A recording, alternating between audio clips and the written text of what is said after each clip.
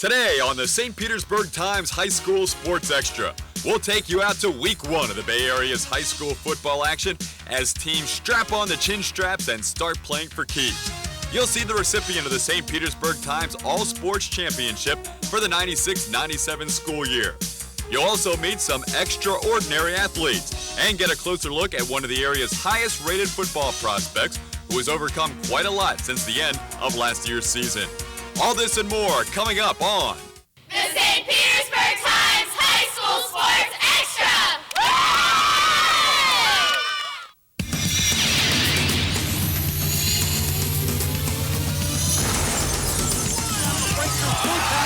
He's going down the right sideline. He's going right.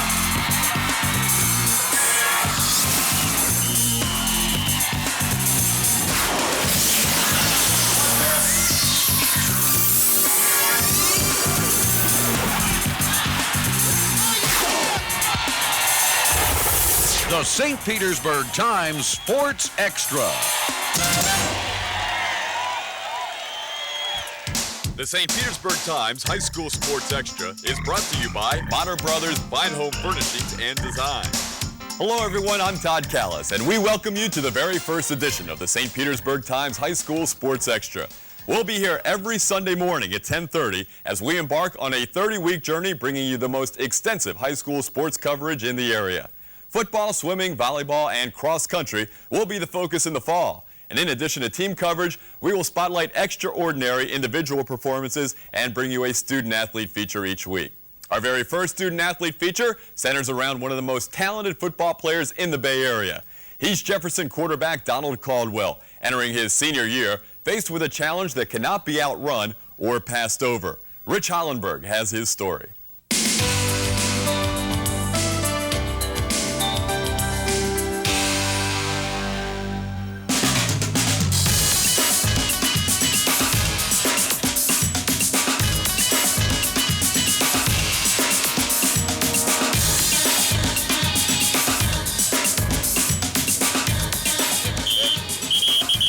The Jefferson Dragons have built a winning football tradition here in Tampa.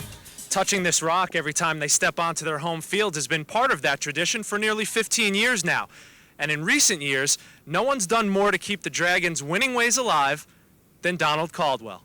Anytime you have an athlete of his caliber, you know, you're going to be able to do some special things, and special things happen. I ain't coming out to prove nothing. I'm just going out there ready to play football, hoping we do good like we did last year. Last year, the Dragons made it all the way to the Class 5A state semifinals, with Caldwell, the 5A Player of the Year, at the helm. But then, in the spring, all the high hopes of more athletic achievement came crashing down. Donald Caldwell had a grand mal seizure. When that day happened, I still don't remember what happened to me. That morning, I knew that he had a headache, but I thought during the day that anybody could go to work or go to school with a headache as long as you take some type of aspirin. Rich, I think the unknown is what's troubling and it concerns you, because anytime someone has a seizure, there's something somewhere wrong. When I got the phone call, I kind of held myself together, but when I got to the hospital, I kind of lost it. One thing the Caldwells, especially Donald himself, didn't lose was hope. I don't even worry about it. I just take my medicine when I have to, and don't worry about what happened to me. He feels comfortable with it, I feel comfortable with it, and the doctors feel comfortable with it, so I'm pretty comfortable with it. All the tests that he took, all the neurologists that he talked to and he saw, did not find anything that would indicate epilepsy. So me being the coach, I'm listening to the doctors and to get him out here as quickly as possible. And I think he has come out here very well and made good adjustments to what happened to him in the spring. Right. Now it's football season again, and back to the business at hand, hitting his targets on the field and hitting the books in the classroom. You need to get those grades. That's the more important thing than the football, because if you don't have your grades up to par, nobody wants you. I have to work on my books a little bit harder, but the way our coaches, they have a study hall for me. They work with me a lot. To go to college, you gotta study, have a good education. He needs to get his grades up. I mean, he's working hard towards it. So with his clean bill of health, Donald Caldwell's ready to work towards leading the Dragons to another run at a state title. Happy to be part of the Jefferson tradition. Happy just to be playing football again. I'm just so proud of him, and I just think it's just a blessing, you know, to see him out there and to just run over kids like he do, and he's just really having a good time. What an athlete. Caldwell's also a top prospect in baseball. He plays outfield and pitches for the Dragons. In football, he's the 45th best prospect in Florida, according to Super Prep magazine. Coming up, can you feel the excitement?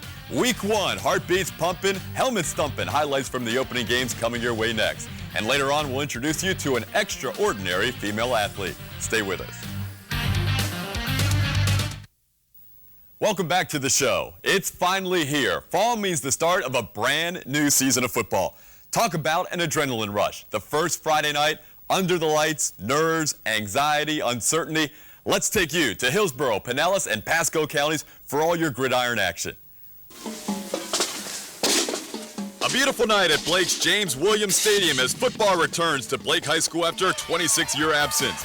Jefferson out of punt formation. They didn't have to punt all day long. Donald Caldwell, also the quarterback here, takes it for a first down. That would set up the first score of the night. Kevin Nelson from 15 yards out breaks through the line and would slam the ball over the goal line. Touchdown Jefferson. The Dragons led 8-0 after a 2-point conversion. Later on, it was the man they call Richey, Donald Caldwell, firing to Darrell Gordon, 11-yard touchdown pass. It was 22-0 Jefferson in the second quarter. Blake coach Clarence Higdon looking for answers, but he wouldn't find them. It would be all Jefferson on this night. Kevin Nelson's third touchdown of the evening from 10 yards out. It was all smiles for the Dragons. They led at this point 43-0. Not to be outdone, the other running back, Reggie Randall, he would score 3 times as well. This time from 10 yards out, the beat would go on. It was all Jefferson, 78-0. A tough start for Blake as they took on the tough Dragons. For Darley Nelson of Jefferson, he overcame adversity, having 13 players declared academically ineligible earlier in the week.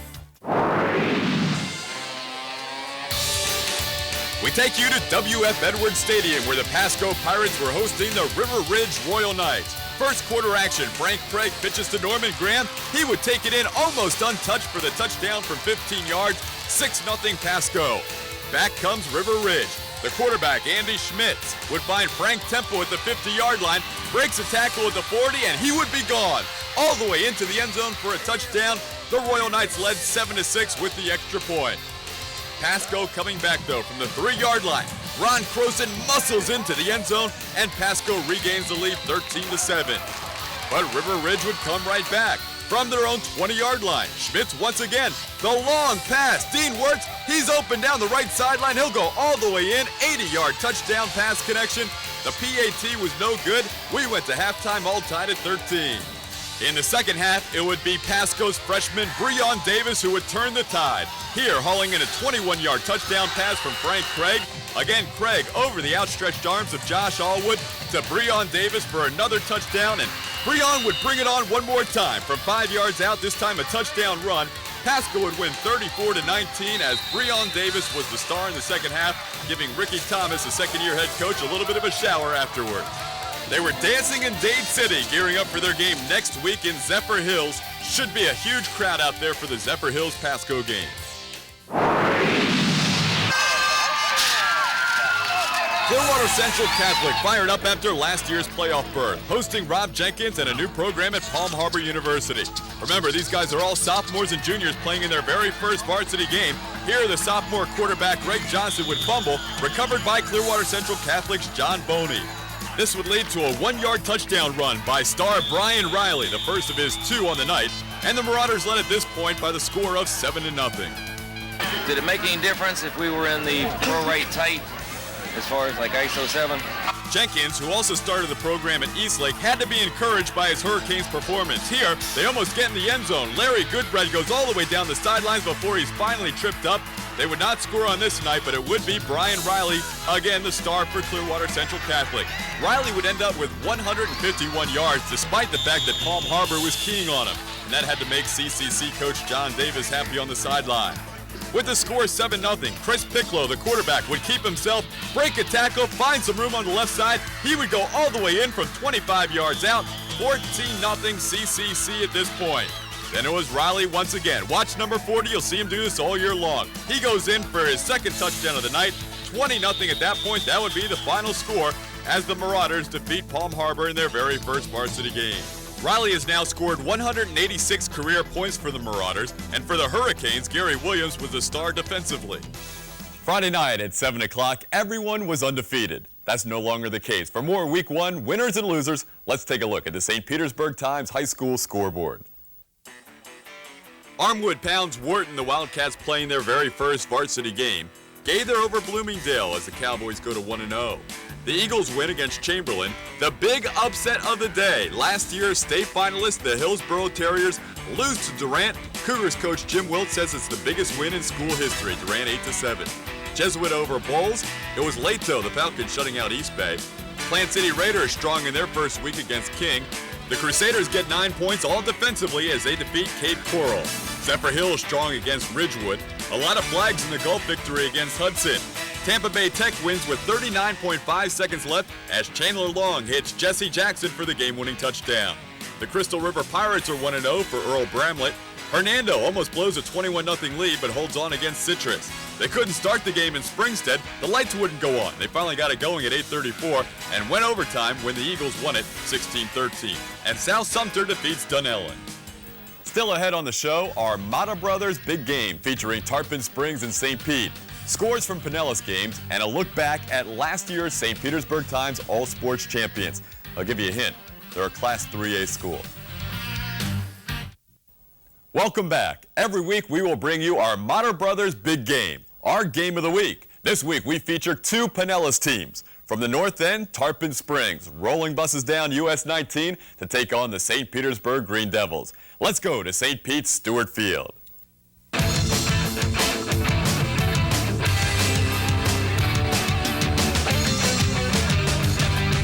How about this for the first play of the year from scrimmage? Atif Austin takes the pitch, breaks through. He's going to go 72 yards for the touchdown. Now he promised his lineman if he got 200 yards, he'd buy them all drinks. Look at Keone Pierce celebrate. He's thinking big gulp right now as Tarpon Springs takes a 7-0 lead.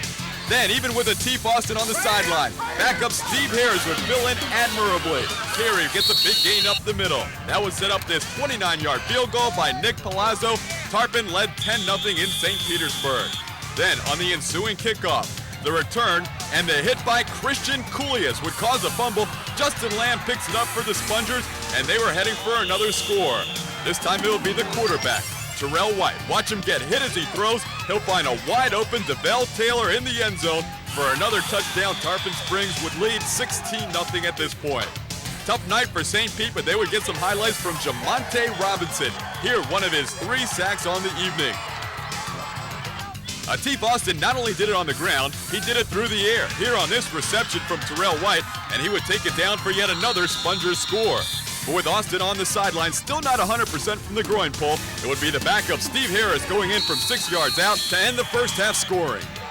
It's halftime here at St. Petersburg, and Tarpon Springs has come out with a bang, 22-0 at the half. And it's been the Atif Austin show, over 100 yards rushing so far. And in the second half, Austin would do it defensively. Here, stripping DJ Jones, preserving the shutout as Tarpon Springs won 22-0, making Coach Don Davis a happy man afterwards. It was nice to come out here. We were a little bit sloppy, but we got a young offensive line, and they were jumping around a little bit defensively, so we had to make some adjustments. But, yeah, it's nice to get this opener out of the way and get ready for district play next week. In other Pinellas County scores, a defensive struggle in Eastlake where the two teams combined for just 113 second-half yards. The first-half touchdown by Eastlake holds up. Dixie Holland scores 31 unanswered points. Northeast, despite 8 fumbles, shuts out Seminole 32-0. Lakewood strong against Largo in Week 1. Dunedin has matched its 1996 win total with their opening week win against Osceola. Pinellas Park was too strong for Gibbs. It was Berkeley Prep defeating Admiral Farragut. South Daytona Warner with the big upset, some costly turnovers for Indian Rocks. Northside Christian shuts out Lake City Christian. It was Lake Highland over St. Pete Catholic. Cocoa Beach also a winner in Week 1. And the Lecanto Panthers defeat Wildwood. Football season has kicked off, and we'll be keeping you updated on the race for number 1 all season long. Let's take a look at this week's St. Petersburg Times Top 10 rankings. Despite the loss, last year's state finalist Hillsborough still at number 10. Durant moves into our top 10 at number 9 with the upset. Number 8 Armwood takes on number 1 Jefferson this week. Tampa Catholic is number 7. The Pirates from Crystal River, they're number 6. Brandon's number 5, they take on Bradenton Manatee in a district game. The Jesuit Tigers are number 4. Eastlake has a chance to send Hillsboro to 0-2 with a game at Hillsboro this week. Another Pinellas team at number 2, Northeast, and our new number 1 team, the Jefferson Jaguars. Every week we'll take a look at a couple of extraordinary athletes in the Bay Area. This week, a state champion swimmer from Tampa Bay Tech and one of the top football stars in Pinellas County.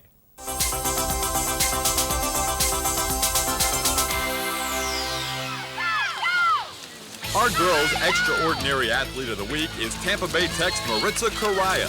Last year, as just a sophomore, Maritza was the state champion in both the 50 and 500-yard freestyle. That's like winning the 100-yard dash and the mile in a single track meet. Truly an extraordinary accomplishment. Maritza, whose goals are to reach the Olympics, does have a race preference.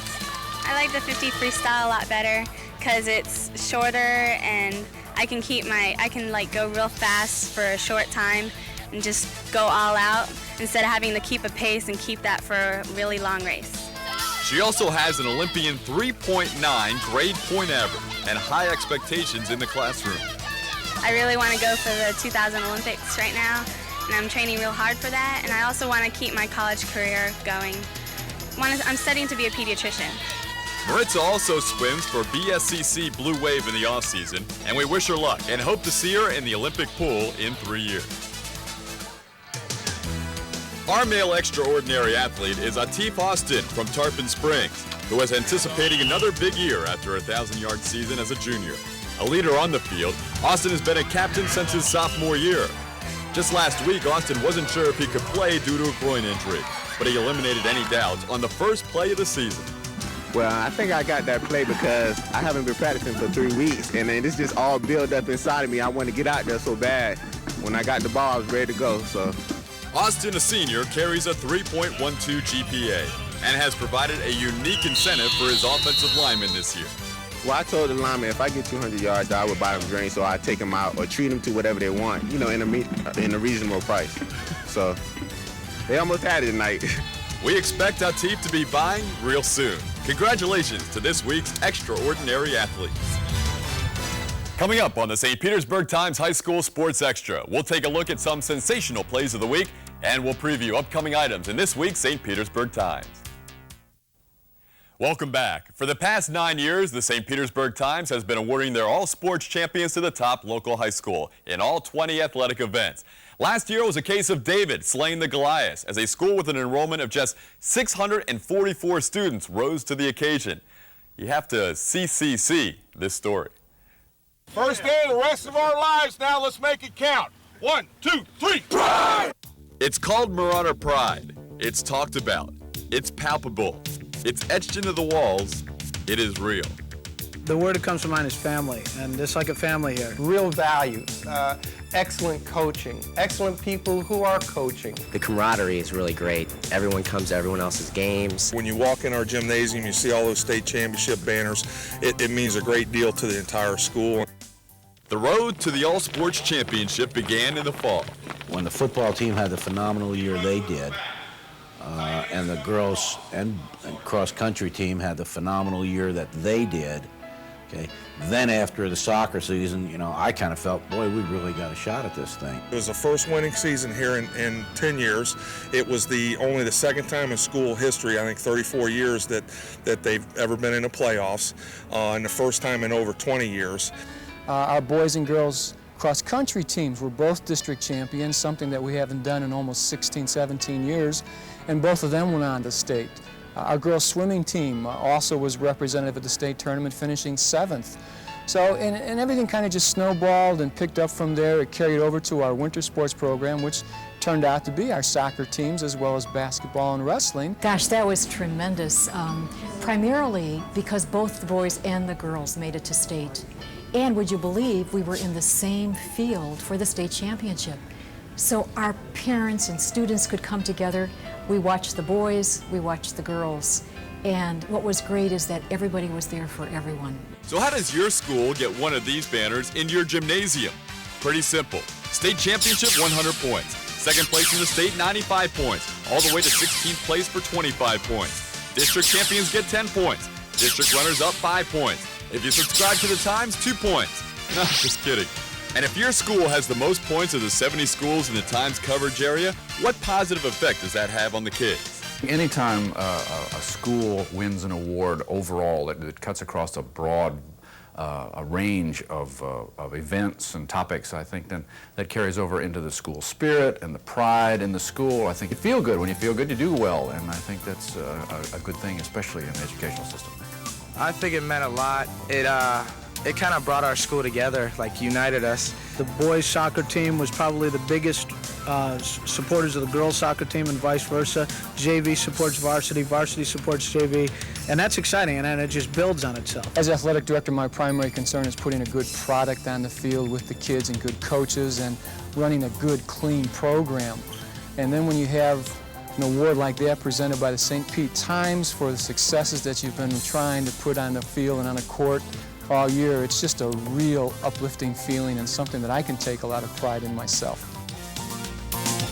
It's time now to bring you a variety show of great grabs, hard hits, sensational scores, and some plays that, well, defy description. Time to get busy and roll our Plays of the Week.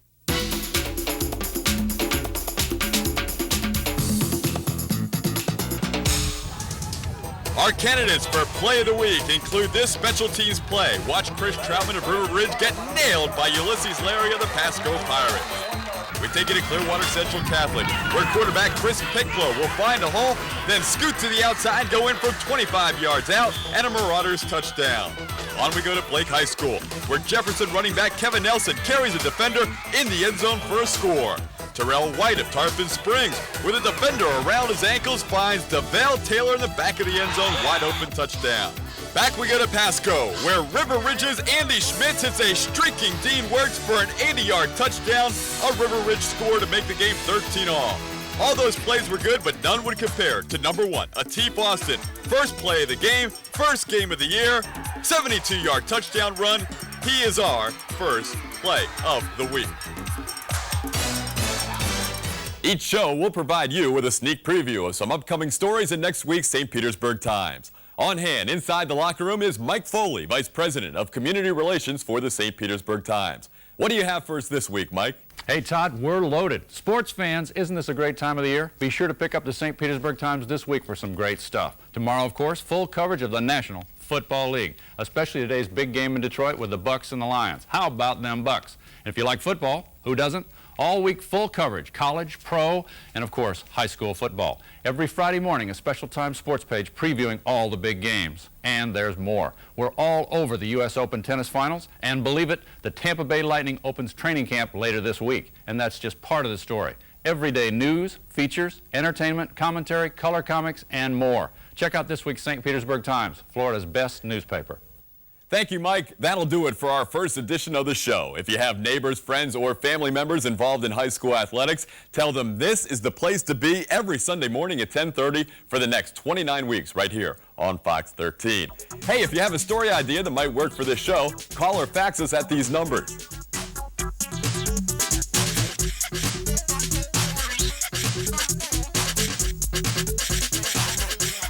Finally, remember to hit the books, because if you're not eligible, you're not on the show. For the entire crew at the St. Petersburg Times High School Sports Extra, I'm Todd Callis. Have a great Sports Sunday. We'll see you here next week.